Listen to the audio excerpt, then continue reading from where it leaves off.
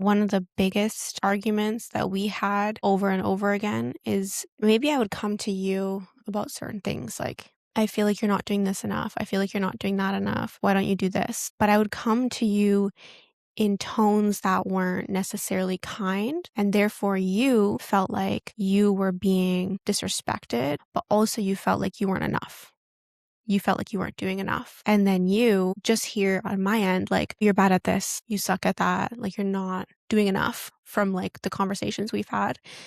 And ultimately, it's just a front to what's actually behind all of that, which is like, number one, I want you to be your best self. And that's like the best way that I know to encourage you. And number two, it's like, I have certain needs. Like maybe I feel lonely at night, for example, like a lot of the time when you go play basketball, or I feel, I don't know, like not seen enough when I'm doing all this work in the household or with the kids and this and that. And I have all this mental load that you don't even see. And maybe that's not being recognized. So the root of it is, okay, I don't feel seen, or I feel lonely, or whatever it is. And for me, you just hear the opposite. You don't actually hear what the needs are. You just hear, oh, you're not doing enough. You know, you suck at this, like whatever it is. And it's not every woman, but I know there's a lot of women who have a perfect man in their head and what they want and what they expect. And when they don't receive that from the husband, it causes issues, Mm. right? Whereas most of them don't give them room to grow.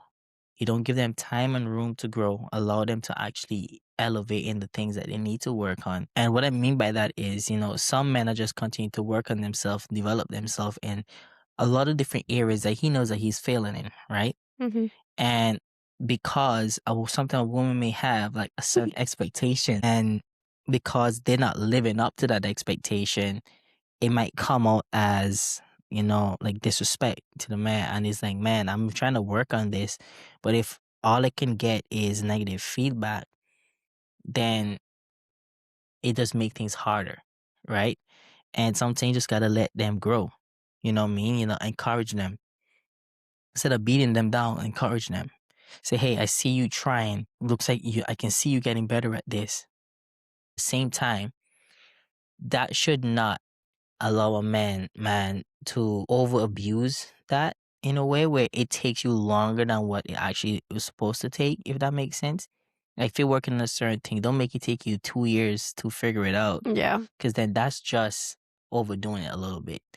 Whereas like you gotta meet each other in the middle at some point, Mm-hmm. right? And that's some of the biggest things that I realized that cause a lot of arguments as well. And some of the things, what changed everything is, being able to just slow down instead of reacting. Because I feel like in arguments, it's just a reaction versus the actual conversation.